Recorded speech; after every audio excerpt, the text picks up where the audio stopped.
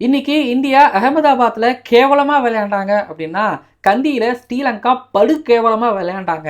கண்டிப்பாக வார்த்தைகள் தடித்து தான் வரும் இன்னைக்கு விமர்சனம் செய்யும் போது. இதுக்கு முன்னாடி இந்தியா வர்சஸ் பாகிஸ்தான் போட்டியில் பாகிஸ்தானோட கிரிக்கெட் பற்றி நம்ம பேசும்போது அப்பவும் தடித்த வார்த்தைகளால் பாகிஸ்தானை நம்ம கண்டித்தோம்.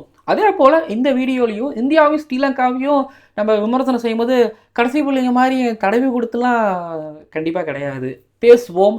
அண்டு இங்கிலாந்து சைட்லேருந்து வில்ஜாக்ஸ்க்கு player of the match award கொடுத்தாங்க. சால்ட்டுக்கு இங்கே மில்லருக்கு கொடுத்த மாதிரி கொடுத்துருக்கணுமோன்னு சொல்லி பேசவும் போகிறோம். சவுத் ஆஃப்ரிக்கா பிரில்லியண்டான ஒரு கிரிக்கெட் ஒன்று ஆடி இருக்கிறாங்க. ஃபைனலுக்கு போகிறதுக்கு தகுதியான ஒரு டீம் மாதிரி இன்றைக்கி ஆடி இருக்கிறாங்க, பேசுவோம். இந்தியா ஃபைனலுக்கு போவாங்களா, கப்பை டிஃபெண்ட் பண்ணுவாங்களா, ஆடு அவ்வளோ போடுறாங்க, அதுக்கெல்லாம் நடக்கிற மாதிரி ஆடி இருக்காங்களா அப்படின்னு நிறைய விஷயம் பேச போகிறோம். சேனலுக்கு புதுசாக வந்திருக்கீங்கன்னா சப்ஸ்கிரைப் பண்ணிடுங்க. அப்புறம் நீங்கள் எவ்வளோ தடித்து வேணாலும் நீங்கள் கீழே கமெண்ட் பண்ணலாம், இந்தியாவோட பர்ஃபார்மன்ஸையும் ஸ்ரீலங்காவோட பர்ஃபார்மன்ஸும். ஏன்னா நீங்கள் அப்படி தான் ஆடி இருக்கிறாங்க. அப்புறம் பாராட்டுறதுக்கும் நீங்கள் குறைஞ்ச போயிடக்கூடாது. பேசுவோமா? அப்புறம் நார்மல் ஸ்பீடில் இல்லை, 1x ஸ்பீடில் இல்லை, 2x ஸ்பீடில் இல்லை, என்ன ஸ்பீடில் வேணாலும் நீங்கள் பாருங்கள், வீடியோ முழுசாக பாருங்கள், கமெண்ட் பண்ணுங்கள். வீடியோக்குள்ளே போகலாம்.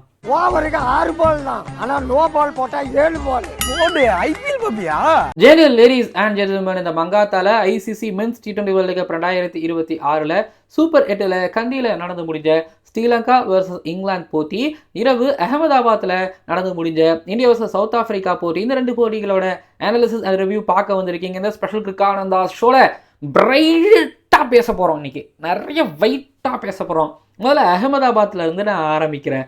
இந்தியா தோத்ததுக்கான காரணம், சவுத் ஆப்பிரிக்கா ஜெயித்ததுக்கான காரணம் எல்லாம் ஒன்று. எல்லாரும் இந்தியா டாஸை தோத்தாங்க, அதுதான் ஒரு காரணம், அக்சர் பட்டேலை இழந்தாங்க, அதுதான் ஒரு காரணம், இப்படிலாம் சொல்லுவீங்கல்ல, இதெல்லாம் ஒரு காரணம். ஆனால் இதுதான் முதல் காரணமா அப்படின்னு கேட்டிங்க அப்படின்னா, இப்போது இந்தியா ஒரு டீம் ஆடிட்டு இருக்குல்ல, இந்த டீம் தானே ரெகுலராக ஆடிக்கிட்டு இருந்தாங்க, இவங்க தானே ஒரு 2 வருஷமாக ஆடிக்கிட்டு இருந்தாங்க, இந்த ஒரு 15 பேர் அவங்க தானே ஒரு பெஸ்ட்டு, அவங்கள எந்த கண்டிஷன்ஸில் விட்டாலும் அவங்க ஆடக்கூடிய ஒரு டீமாக தானே இருந்திருக்கணும். அப்புறம் அவங்க ஆடலை அப்படிங்கும்போது அவர் இருந்திருக்கலாம், இவர் இருந்திருக்கலாம், அப்படிலாம் அந்த கதையே ஆகாது. இந்தியா எங்கே தப்பு பண்ணாங்க, எதனால் தோத்தாங்க? சரி, டாஸு வச்சுக்கோங்க, டாஸ் ஒரு பெரிய காரணம் அப்படின்னா, பவர் பிளேயிலே உங்களுக்கு ஜஸ்பிரீத் பும்ராவும் ஹர்தீப் சிங்கும் விக்கெட் எடுத்து கொடுத்தாச்சு, அங்கேயே ஒரு ஃபுட்பால் ஸ்கோர் கூட நீங்கள் பார்த்தாச்சு.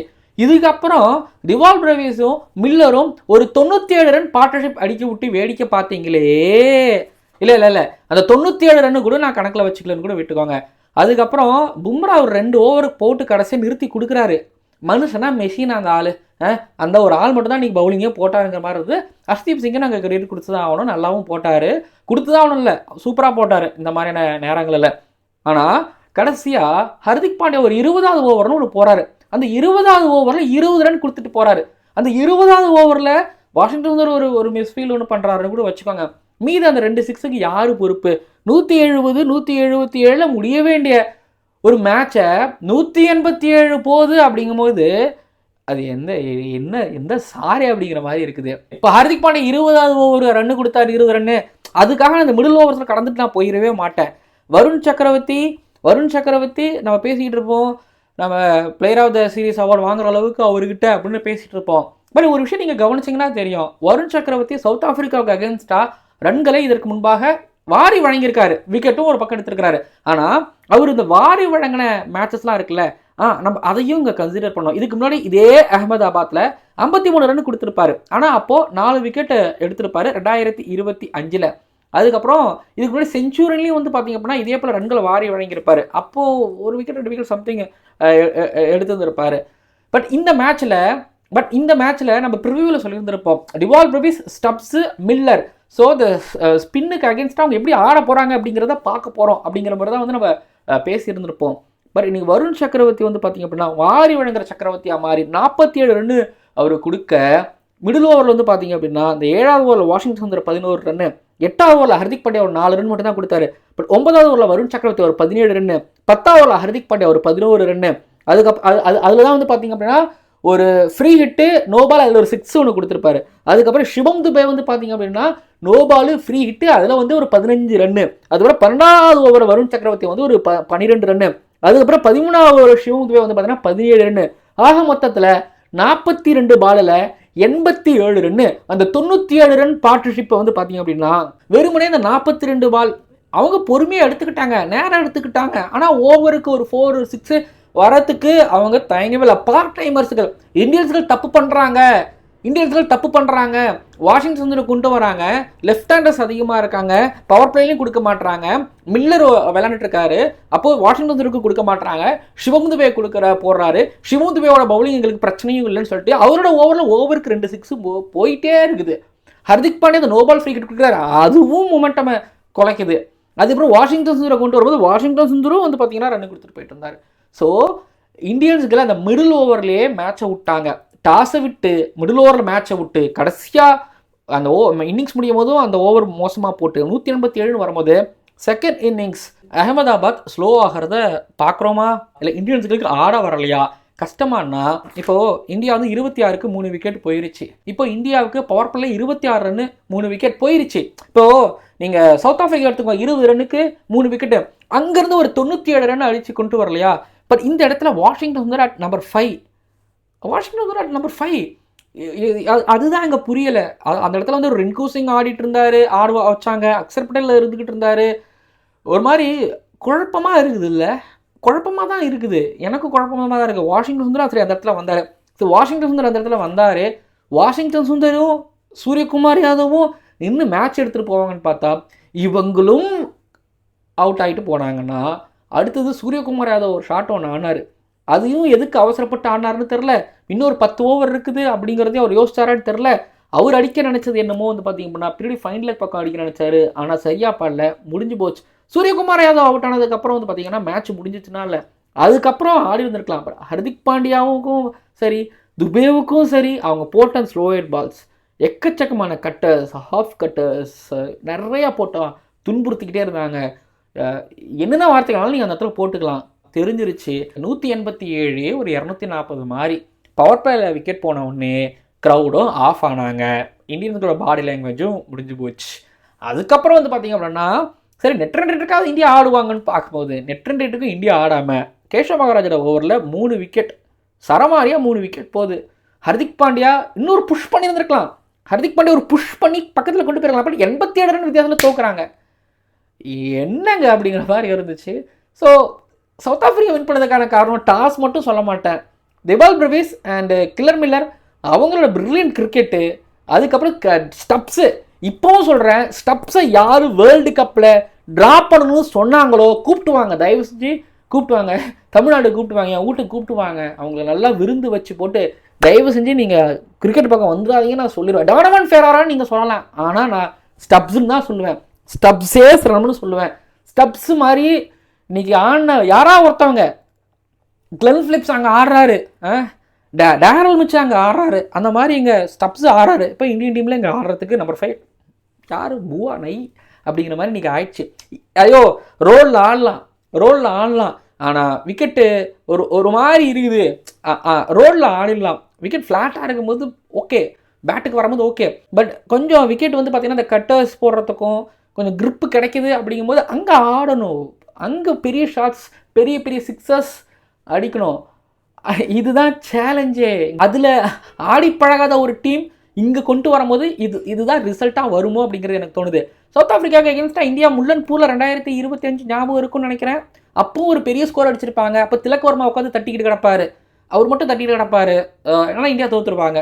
அதுக்கப்புறம் 2022 சமயத்தில் கில்லிங்க ஒரு 100 அடிச்சிருப்பாரு, நியூசிலாண்டு போட்டு செம்மறி அடிச்சிருப்பாங்க, நியூசிலாண்டு 77க்கு இங்கே ஆல் அவுட் ஆவாங்க.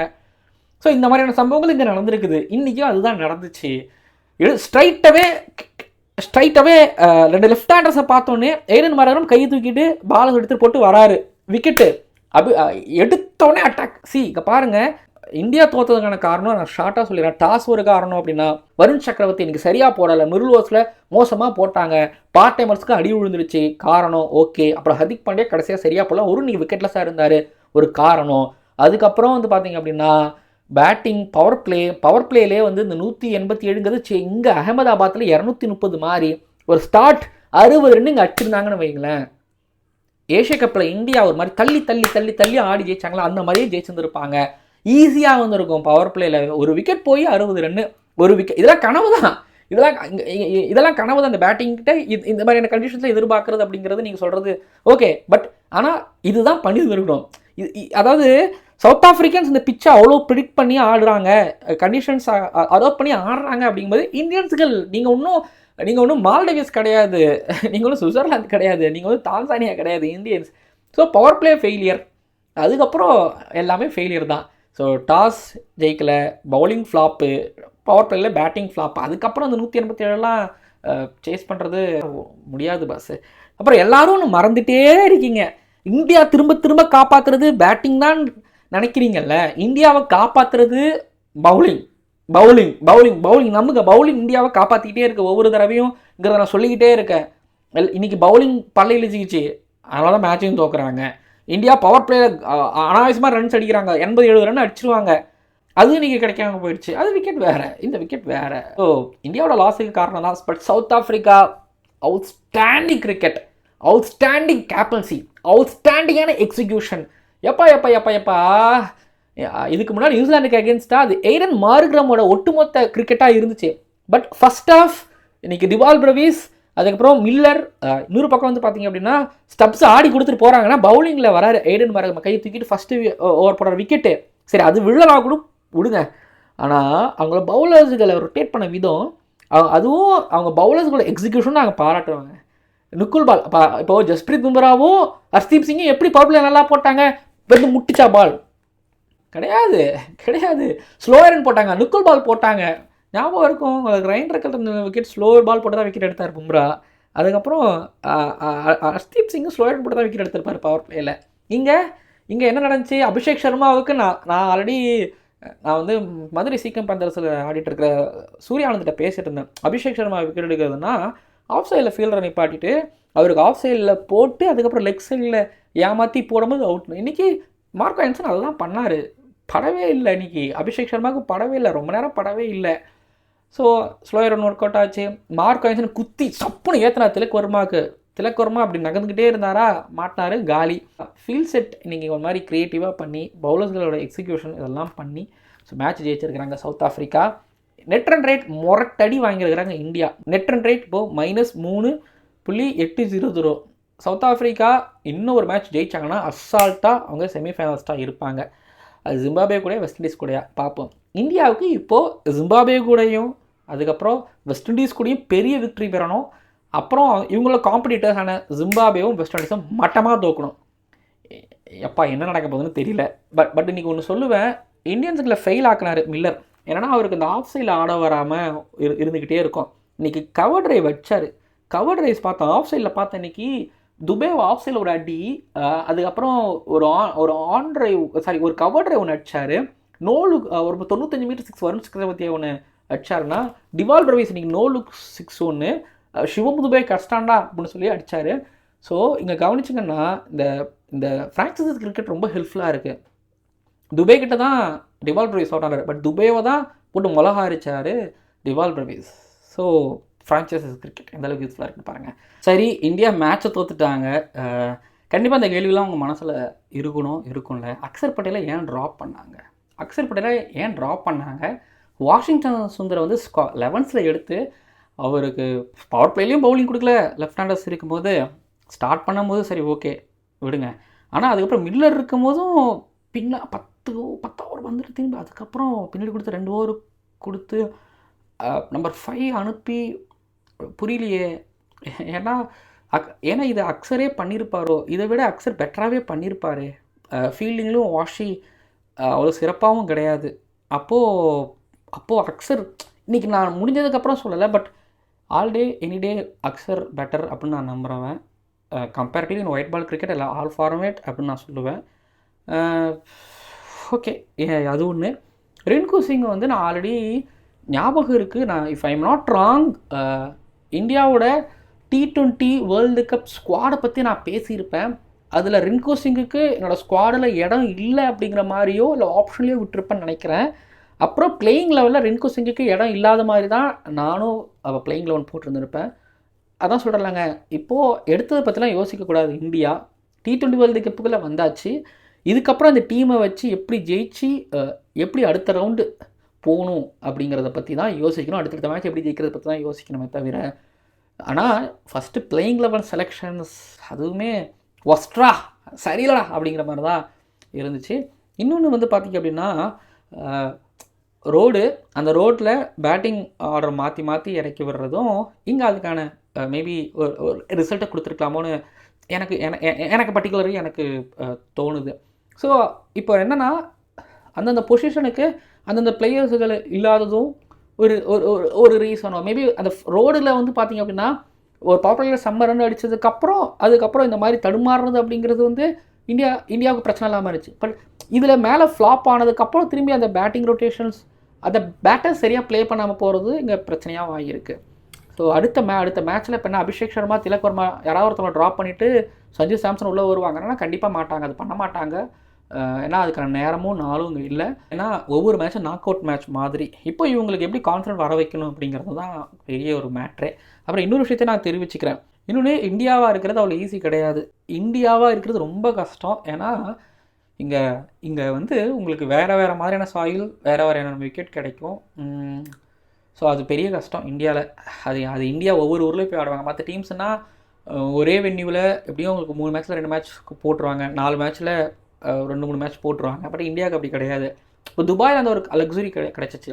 பட் இப்போ பாகிஸ்தானுக்கு வந்து இங்கிலாந்துக்கோ பாகிஸ்தானுக்கோ ஆஸ்திரேலியாவுக்கோ கிடைக்கிற அந்த லக்ஸுரினஸ் இந்த வருஷம் நீங்கள் பார்த்துருப்பீங்க. அவங்க அப்போ சவுத் ஆஃப்ரிக்காவுக்கு ஒரு லக்ஸுரினஸ் கிடச்சிட்டு, இப்போ இங்கிலாந்துக்கு ஒரு லக்ஸுரினஸ் கிடச்சிருக்கு பாருங்க. அது மாதிரி இந்தியாவுக்கு கிடைக்காது. கஷ்டம்தான். சரி, அடுத்தது இப்போ இந்தியா படுகேவலமாக தோற்றதை பற்றி பேசுகிறோம். சவுத் ஆஃப்ரிக்கா வேறு மாதிரி ஒரு விக்ட்ரி பற்றி பேசுகிறோம்.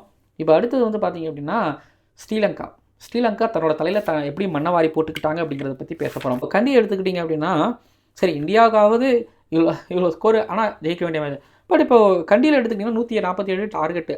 அற்புதமாக முடித்தாங்க. இந்தியா மாதிரிலாம் இல்லை, அற்புதமாக ஃபஸ்ட் இன்னிங்ஸ் சூப்பராக போட்டு முடித்தாங்க. சால்ட்டு என்ன தான் அடிச்சிருக்கலாம். பட் செகண்ட் இன்னிங்ஸில் இப்போது ஸ்ரீலங்கா இருக்கிற இருப்புக்கு அன்றைக்கி ஜிம்பாப்வே கிட்டே தோத்தாங்க அப்படின்னு சொல்கிறத தாண்டி ஜிம்பாப்வே கிட்டே அவங்க எப்படி விளையாண்டு தோத்தாங்க அப்படிங்கிறதையும் நான் அறிவேன். அன்னைக்கு ஒன்றும் அவ்வளோ சிறப்பாக ஒன்றும் ஆடின மாதிரிலாம் எனக்கு தெரியல. ஆனால் கஷ்டப்பட்டாங்க. அந்த ஆஸ்திரேலியாவுக்கு அகேன்ஸ்ட் அவங்க ஜெயித்த உடனே ஏறிடுச்சு. எனக்கும் வந்து பார்த்தீங்கன்னா ஏறிடுச்சு. 10 சங்கா குசல் மெண்டிஸ் 3 மேட்சாக 50 அடிக்கிறாரு அப்படிங்கும் போதும், ரத்னேகே வந்து ஒயிட் பாலில் நல்ல கிரிக்கெட் ஆடுறாரு அப்படிங்கும் போதும் எனக்கு இருந்துச்சு. பட் கமில் மிஸ்ரா என்றைக்கு நல்ல கிரிக்கெட், என்றைக்கு ஸ்ரீலங்காவுக்கு ஆடி இருக்கார் அப்படிங்கிறத நீங்கள் யாராவது சொல்ல முடியுமா? அங்கே ரின்கு சிங் எப்படியோ அதே போல் தான் இங்கே T20 டீமில் எனக்கு கமில் மிஸ்ரா. இப்போ குசல் பெரேராவை போன மேட்ச் கொண்டு வந்தாங்க. சரி, குசல் பெரேராவே கண்டினியூ பண்ணியிருக்கலாமேங்கிற மாதிரிலாம் இருந்துச்சு. அவருக்காவது கொஞ்சம் பட்டிருந்தாவது அப்படின்னு எனக்கு இருந்துச்சு. இன்றைக்கி ஆடினவங்களே ஒஸ்ட்டு ஒரு ஷாட் ஆடுறது யாருன்னா அது ரத்னேகே தான். ரத்னேகே வந்து அப்போ தான் குசல் மெண்டிஸ் விக்கெட் போகுது திரும்ப அந்த ஓவரில் எதுக்கு ஆக்சலரேட் அழுத்தணும், யாராவது ஏதாவது சொன்னாங்களாங்கிற மாதிரி எனக்கு தோணுது. அவர் அடித்தது இந்த பக்கம், போனது இந்த பக்கம். இஷான் கிஷன் ஆடினதுக்கும் இதுக்கும் பெரிய வித்தியாசம்லாம் கிடையாது. ரத்னேகே ஆடினது தான் எனக்கு தெரிஞ்சு கேவலமான ஒரு ஷாட்டு. அவங்க தோக்குறது அங்கே தான் ஆரம்பிச்சதுங்கிறதையும் நான் சொல்லுவேன். 3 விக்கெட்டு அசால்ட்டாக பில் ஜாக்ஸ் வந்து எடுத்துகிட்டு போகிறாரு. ஆதில் ரஷீத் வரத்துக்குள்ளே அவங்க 5 விக்கெட்டை விட்டுட்டாங்க. இப்போ ஆதில் ரஷீத் வந்து 2 விக்கெட் எங்கன்னு கேட்டால் 7 விக்கெட் 8 விக்கெட் ஆயிரம்ல, அங்கேயே மேட்ச் முடிஞ்சிடும்ல.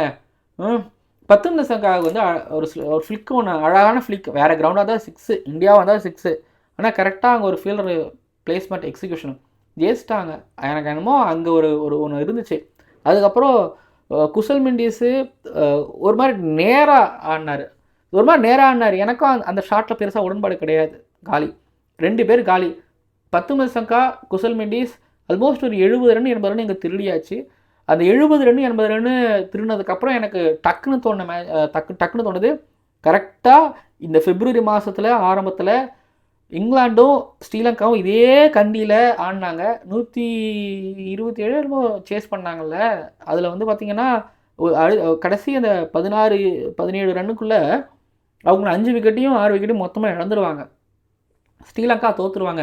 இதே பல்லைகளில் கடந்த ஒரு 20 நாட்களுக்குள்ளே 4வது முறையாக T20 போட்டியில் இங்கிலாந்துக்கிட்ட ஸ்ரீலங்கா தோக்குறாங்க. ஐயோ, இப்போது இங்கிலாந்து மட்டும் ஆஹா ஓஹோலாம் ஆடல, இங்கிலாண்டும் மோசமாக தான் ஆடினாங்க. அங்கே சால்ட்டுக்கு ஒரு விஷயம் நடந்துச்சு. சால்ட்டு எல்லா புவர் பாலையும் பனிஷ் பண்ணார். அதாவது அவருக்கு வந்து அவுட் சைட் ஆஃப் பால் போடுறாங்களா அதை வெளில அடிக்கிறது, ஸ்லாட்டில் ஒரு பால் போடுறாங்களா அதை வந்து பார்த்திங்கன்னா சிக்குன்னு மிடு விக்கெட்டுக்கு இல்லை ஆமாம் எக்ஸ்ட்ரா கவருக்கும் லாங் ஆன் ஆஃபும் இடையில அடிக்கிறது, ஃபுல் டாஸ் போகிறாங்களா வளைச்சி லெக் சைடில் அடிக்கிறதுன்னு சொல்லிட்டு அவருக்கு கிடச்சிச்சு. அதுக்கப்புறம் ரன்னிங் பிட்வீன் விக்கெட்லாம் ஓனாருங்கிறது ஒரு பக்கம் இருக்கலாம். பட் ஆனால் அவருக்கு ரன்ஸ் வந்து பார்த்தீங்கன்னா கொஞ்சம் எடுத்துக்கிட்டார். அவருக்கு கிடைச்சது அவர் அடித்ததிலே அது 30-40 ரன் இப்படியே வந்துருச்சு. மீதி இருக்கிறதெல்லாமே ரொட்டேட் பண்ணி ஆடுறதும் ப்ளஸ் வில் ஜாக்ஸ் வந்து 2 6 ஒன்று அடித்ததும், ஸோ அதெல்லாமே அவங்கள காப்பாற்றுச்சுலாம் கிடையாது. சால்ட்டு வந்து கண்டிஷன்ஸ்க்கு ஏற்ற மாதிரி, சுச்சுவேஷனுக்கு ஏற்ற மாதிரி அதோ பண்ணி ஆடினார். அதுதான் இங்கே அவங்கள காப்பாற்றுச்சு. ஸோ அதில் எந்த விதமான டவுட்டும் எனக்கு கிடையாது.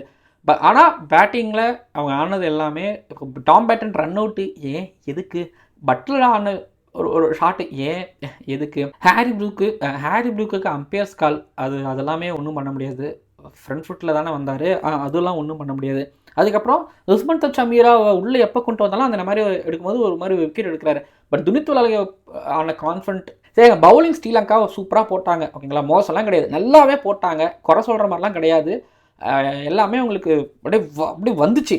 ஆனால் இதில் வந்து எனக்கு திரும்ப சொல்கிற ரத்னேகான ஷாட்டு, அதுக்கப்புறம் வந்து பார்த்திங்க அப்படின்னா துனித் வெள்ளாளகவும் எதுக்கு அந்த மாதிரி ஷாட்டை ஒன்று ஆடணும்னு சொல்லுங்கள். தரையை அமுக்கி ஆடிருக்காங்க. ஏன்னா வனிந்தஸ்ரங்கா பின்னாடி கிடையாது, பேட்டிங் கற்று கிடையாது. ஸோ எனக்கு துனித் வெள்ளாளை ஆடினதும் ரத்த கண்ணீர் வந்துச்சு அவங்க பார்க்கும்போது, ஆடுறத பார்க்கும்போது. ஸோ அவ்வளோதாங்க எனக்கு தெரிஞ்சு. அவங்க வந்து ஒரு துனித் வெள்ளாளை அப்படி அவுட் ஆகிட்டு போகும்போது அதில் ரஷீத் வரதுக்கு முன்னாடி 5 விக்கெட் வரும்போது எல்லாமே முடிஞ்சு இந்த மேட்ச் அவ்வளோதான் அப்படின்னு நினைக்கும். 95க்கு ஆல் அவுட் ஆனாங்க. ஹோஸ்ட் நேஷன் இன்றைக்கி 2 டீமும் செம்மடி வாங்கியிருக்கிறாங்க. ஸ்ரீலங்கன் ஃபேன்ஸ் சொல்லுங்கள், என்ன செஞ்சுருக்கலாம். ஸ்ரீலங்கன் ஃபேன்ஸ் ஆல்ரெடி இந்த T20 வேர்ல்டு கப்புக்கு முன்னாடி எப்படி இருந்தாங்களோ அந்த நிலைக்கு இப்போ ஸ்ரீலங்கன் டீம் கொண்டு வந்துக்கிட்டு இருக்காங்க. ஜிம்பாப்வே கிட்ட தோக்குறது, அப்புறம் அவங்க வந்து பார்த்திங்க அப்படின்னா இன்றைக்கி இங்கிலாந்து கிட்ட திரும்பவும் 4வது தடவையாக தோக்குறது. நான் வில் ஜாக்ஸுக்கு player of the match award கொடுத்ததை தாண்டி சால்ட்டுக்கு கொடுத்துருக்கலாமோ. ஏன்னா அவர் அடிச்ச ரன்ஸ் இங்கே ஒரு மாதிரி வேல்யூபிளான ரன்ஸ் நான் சொல்லுவேன். பட் வில் ஜாக்ஸ் ஓகே, அவர் வந்து கொஞ்சம் ரன்ஸ் அடிச்சு ஒரு 3 விக்கெட் பவர் பிளே, அங்கேயும் பவர் பிளேயில் மேட்சை முடிச்சிட்டாரு. அதுவும் ஸ்பின்னர்ஸை வச்சு ஹாரி ப்ரூக் முடிச்சிட்டாரு. அதையும் நான் சொல்லிக்கிறேன். ஓகே, லக்கிலி இங்கிலாந்து வின் பண்ணிட்டாங்க, ஓகேங்களா. ஆனால் இந்த பக்கம் சவுத் ஆஃப்ரிக்கா ஃபுல் கிரெடிட்ஸ் கொடுக்கலாம், ஜெயிச்சிட்டாங்க, ஓகேங்களா. ஓகே, இன்றைய தினத்தோட ரிவ்யூ நிறைவடைந்தது. பட் எஸ்ஐனா கண்ட்ரி வந்து ஒரு சப்கான்டினென்ட், அது ஹோஸ்ட் நேஷனை வந்து இந்த மாதிரி இன்றைக்கி பண்டில் பண்ணியிருக்கிறாங்க, அப்படி தேய்ச்சி தூக்கி போட்டிருக்கிறாங்க அப்படின்னா இதான் கிரிக்கெட், இதுதான் T20 கிரிக்கெட்டு. காம்படிட்டிவ் விக்கெட்டில் வரும்பொழுது எல்லாருக்கும் பிரச்சனை இருக்கும் அப்படிங்கிறது இங்கே தெரிய வருது. ஸோ போத் ஆர் டிசர்வ்ஸ் அப்படிங்கிறத தாண்டி சவுத் ஆஃப்ரிக்கா டிசர்வ் என்னை பொறுத்த வரைக்கும். பட்லர் திரும்ப கம்பேக் கொடுக்கணும் இங்கிலாந்துக்கு, அது பெரிய தலைவலி. பென்டெக்கட் மாற்றணுமா நினைக்கிறீங்களா அப்படின்னு ஒரு கேள்வி வருது. பிக் மேட்ச்சு, பட்லரே கண்டினியூ பண்ணுவார்னு நம்புகிறேன். அந்த பக்கத்தில் ஹாப்பி கேம்ப் ஆர்ச்சர் சூப்பராக போட்டார் இன்றைக்கி. எனக்கு ஆர்ச்சர் எடுத்ததெல்லாம் சரியான விக்கெட்ஸ், அது டவுட்டே கிடையாது. அதுக்கப்புறம் வந்து பார்த்தீங்க அப்படின்னா இன்னும் ஆல்ரவுண்டர்ஸ் இங்கிலாந்து சூப்பராக போட்டுருக்காங்க. வில் ஜாக்ஸ் நல்லா போடுறாரு, டாவ்சனும் ஒரு மாதிரி பெட்டராகவே போடுறாரு, சாம் கரன் ஆல்ரெடி அவர் ஒரு ஃபார்ம் ஆஃப் பீக்கில் இருக்கிறாரு, அதில் ரஷீத் ஒரு பக்கம்.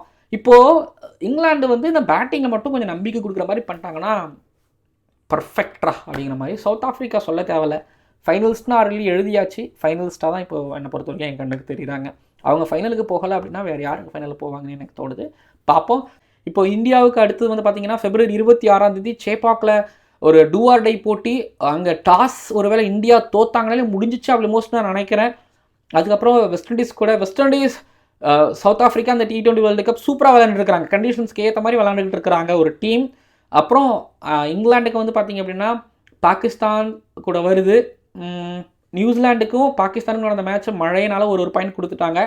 இப்போது பாகிஸ்தான் நியூசிலாந்து மேட்ச்லேயும் மழை வருங்கிற மாதிரி சொல்லியிருக்கிறாங்க.